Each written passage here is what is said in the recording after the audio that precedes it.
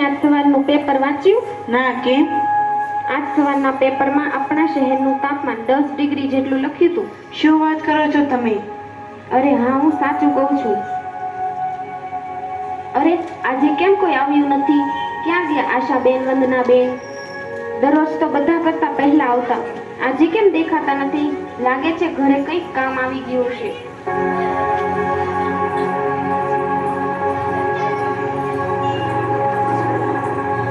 આવો આવો વંદનાબેન, બેસો મારી બાજુમાં.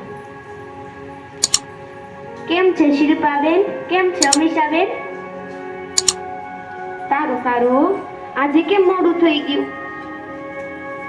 અરે બેન, એમાં એવું હતું ને, પેલા હીરામાં મંદી આવી ને, એટલે તમારા ભાઈને અલગ અલગ કારખાનામાં ટ્રાય મારવા જવાનું છે, અને આજ એમને આવતા મોડું થઈ ગયું ને આજ મારે થોડુંક મોડું થઈ ગયું. અરે આશાબેન કેમ દેખાતા નથી? એ હમણાં આવતા જશે. આવો આવો આશાબેન, આવો. શું ચાલે આશાબેન? બસ ભગવાનની કૃપા છે. આશાબેન, તમારા હાથમાં શેની થેલી છે? અરે હા, એ તો ભૂલી જ ગઈ. એમાં તો અડદિયો લાવી છું તમારા બધાને ચાખવા માટે. લાવ્યો હોય તો ચખાડો. લ્યો લ્યો, તમારા ભાઈ તાજો માવો લાવ્યા તેમાંથી બનાવ્યો છે. અડદિયો તો સરસ છે. ક્યાંથી લાવ્યા માવો? તેની કઈ ખબર તો નથી. ટીકુના બાપા લાવ્યા તેમાંથી બનાવ્યો છે. વંદનાબેન, કેવું ચાલે પપ્પુનું ભણવાનું? ચાલ્યા કરાવે, ઠીક ઠીક. એક વાત કહું શિલ્પાબેન, તમે તમારા છોકરાની શાળા બદલી છે? હા, પેલી સાકેત સોસાયટીની બાજુમાં છે તે શાળામાં. કેવું ભણાવે છે ત્યાં? હું હવે જબરદસ્ત. હજી આજ સવારે જ આચાર્યનો ફોન આવ્યો હતો. ધોરણ 10 ની બોર્ડની તારીખ આવી ગઈ અને તે માટે છોકરાઓને શું શું કરાવવું તેની બધી જ જાણકારી મને આપી છે. તો એવું છે તો મારે મારા પપ્પુની શાળા બદલવી.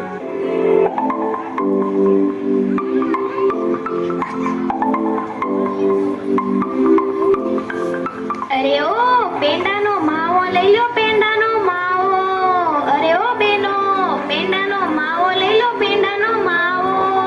અરે ઓ અરુણાબેન, પેંડાનો માવો લઈ લો, માવો. ચોખા ઘીની ધાર વાળો અડદિયો છે, અડદિયો.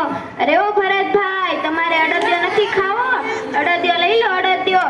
જેઠાલાલ, તમે તો ગયા વર્ષે તો લીધો તો આ વર્ષે તમે લીધો જ નથી. ખાવ ખાવ, આમ જો શિયાળો ચાલે છે, પાક બનાવો, માવો લ્યો, માવો.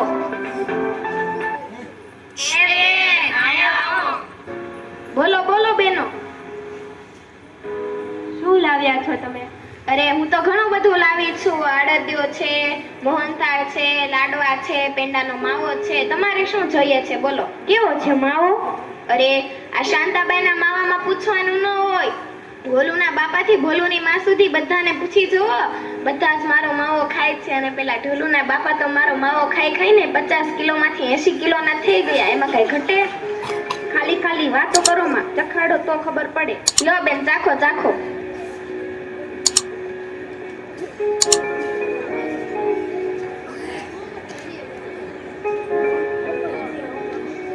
માવો તો સરસ મજાનો છે. શું ભાવ છે બોલો? 1 કિલોના 500 રૂપિયા બેન. આ મોંઘવારીના સમયમાં 500 રૂપિયા ન હોય.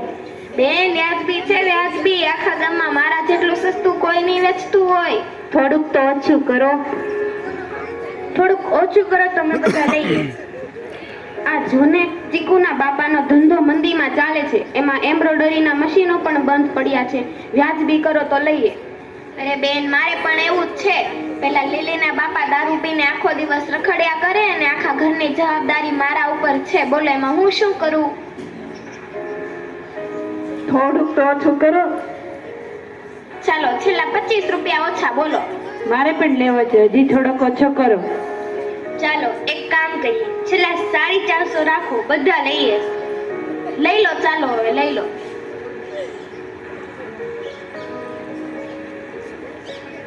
આ લ્યો પૈસા. એ બેન, મને ક્યાં પૈસા ગણતા આવડે છે? તમે જ ગણીને આપી દો ને. સારું થયું આને ગણતા નથી આવડતું. આપણે 300 આપ્યા.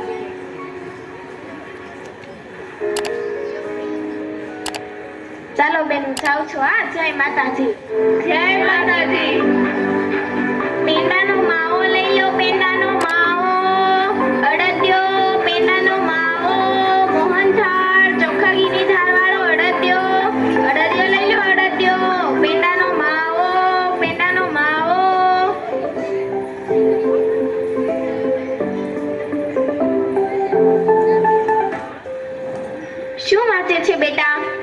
જોઈ લે મમ્મી. અરે બેટા મને ક્યાં વાંચતા આવડે છે? આ કાળા અક્ષર મારા માટે ભેંસ બરાબર છે. આજે શાળા પર ચલાવેલા પાઠનું વાંચન કરું છું. વાંચ વાંચ બેટા. કેવો રહ્યો આજનો દિવસ મમ્મી? અરે બહુ સારો રહ્યો બેટા. આજે બધો જ માલ વેચાઈ ગયો અને આલે આજના પૈસા સાચવીને મૂકી દે.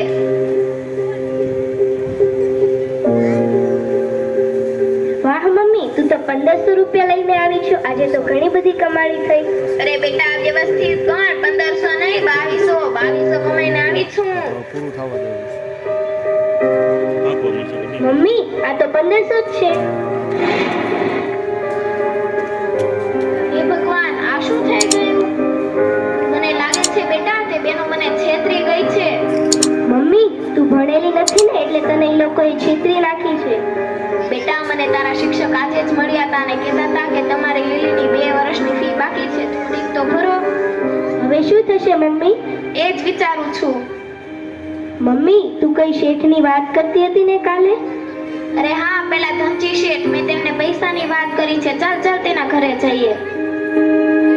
એક કામ કર મમ્મી, તું છે ને શેઠ માટે થોડોક માવો લઈ લે. હા ચાલ.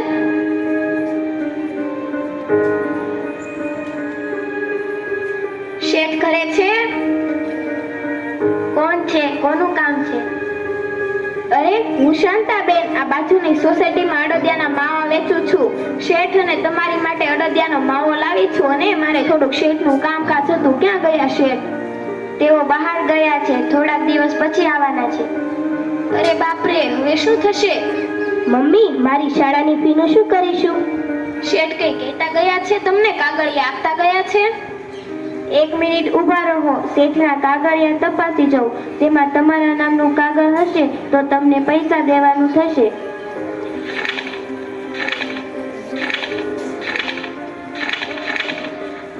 આ રહ્યું કાગળિયું, મારો અંગૂઠો અને લ્યો પૈસા. ઊભી રે મમ્મી, પહેલા મને વાંચવા તો દે તેમાં શું લખ્યું છે. અરે એમાં વાંચવાની શું જરૂર? તમને મારા ઉપર ભરોસો નથી? અમારા શાળાના શિક્ષકે કહ્યું હતું કે કોઈ પણ કાગળ પર વાંચ્યા સિવાય સહી નહીં કરવાની. મમ્મી, આપણે શેઠ પાસેથી કેટલા રૂપિયા લેવાના છે? 5000. પણ આમાં તો 10000 લખ્યા છે અને વ્યાજ 1%. મમ્મી, આમાં તો 2% લખેલું છે. અરે ઓ શેઠાણીજી, આ શું છે? અમારા જેવા ગરીબ લોકોને છેતરતા તમને શરમ નથી આવતી? અમને તો લાગતું હતું કે તમે સારા હશો, પણ આ તો સારું થયું મારી દીકરી ભણેલી છે, નહીતર તો તમે અમને છેતરી જ જાત અને આખી જિંદગી હું તમારું વ્યાજ ભરતી રહે. સારું થયું મારી દીકરી ભણેલી છે ને તેમને કાગળ વાંચ્યું.